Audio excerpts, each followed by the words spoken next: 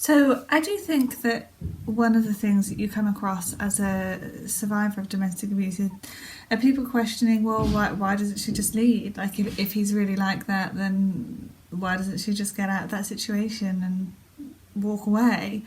And there's this real sense that women who are being abused or subject to violence are weaker. And now I can tell you, I never thought of myself as a weak person, and anybody who would have met me would have said the same. I was always known as quite strong-willed, quite stubborn, I know my own mind, things like that would get said about me quite a lot. And I quite liked being that person, and I had a good job, a well-paid job, one that I went to university, got a degree for, and I'd like to think I'm educated well. And yet I found myself a victim of domestic abuse. And I don't think it matters what kind of person you are. I think anybody can be subject to domestic abuse, no matter your background or where you come from.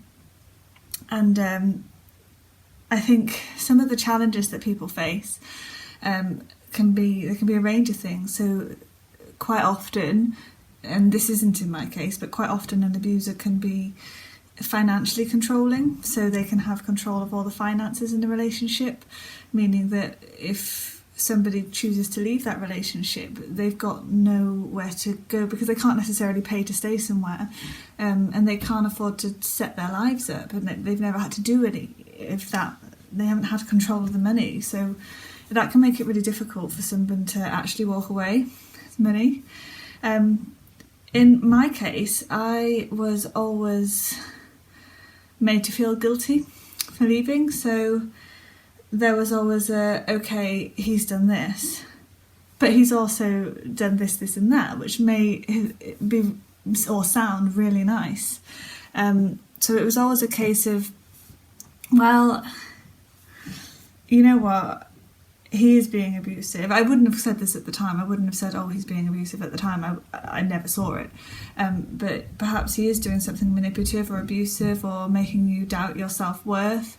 But he is also then very apologetic and comes at you with, oh, I'm really sorry about this, I'm really sorry about that, it won't happen again.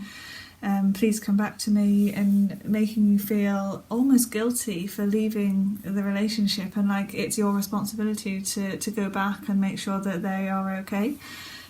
So quite often in my abusive relationship, I would have situations where I'd pack up the car, I'd pack up all my things, I'd be off, I'd be leaving, and I'd drive off, and I'd feel this huge sense of, oh gosh, like I'm free, freedom. And then the doubts would creep in slowly but surely, and oh my gosh, have I done the right thing? Oh my gosh, how's he going to react when he sees that I've taken all my things? Is he going to come and find me? Should I have left my things there? Am I now more in danger than I was before? Am I ever going to find anyone who loves me? Is this what love is? Because you don't know, and you think, well, is this going to be the best of what I get from a relationship? Your view on relationships becomes so skewed because you spent your whole time being treated in this very manipulative, controlling way, that you start to doubt whether actually you've got a good thing going on and perhaps you should stay. And I'm out now and I'm married and I have a baby on the way, and I can safely say, no, I was not in a good situation, and I would not have been better off staying in that situation. But you don't know that at the time, because everything you've thought and believed about relationships and love and how it works, it just isn't, you don't know. You're confused, everything's muddled, and you don't quite know what's what. And that's what they do. They have a way of undermining your thoughts and the way you are and the way you think, and in a way that kind of makes you doubt life. And then you wonder on that car journey whether you've done the right thing, and the next thing you know, you've either turned around and put your stuff back, which happened, or you wait for that call And then the call will be one of two things. It will either be completely begging for you to come back because they're so sorry and they'll never do it again. And in my case, my abuser always had his own issues. So it was always, oh, I've got issues, I'm working at them, I'm doing this, I'm doing that, I'm trying to make myself better, you make me a better person, please come back. And you'd feel so guilty that you'd walked away from this person that you thought really needed you, but they didn't. Or it would be, I'm never going to speak to you again, I've got no time for you, you know. And then that's where some people will akin an abusive relationship to almost an addiction to drugs. I know it sounds a bit extreme, but it is like that. It becomes almost addictive, the relationship. So you're always leaving on a low, whether you like it or not, you're leaving on a low. Any relationship breakup is hard, so you're always down. And then the nature of abuse is that there's always a high, there's always something they do that makes you feel like, they're the only person in the world who can possibly lift you back up. And all of a sudden when you leave and they're angry and they don't want to talk to you again and you've potentially broken that tie, you've got no high. And so you're left on this low permanently, and that can be quite difficult. And then you find yourself creeping back to the perpetrator because you want to feel loved, you want to feel high again.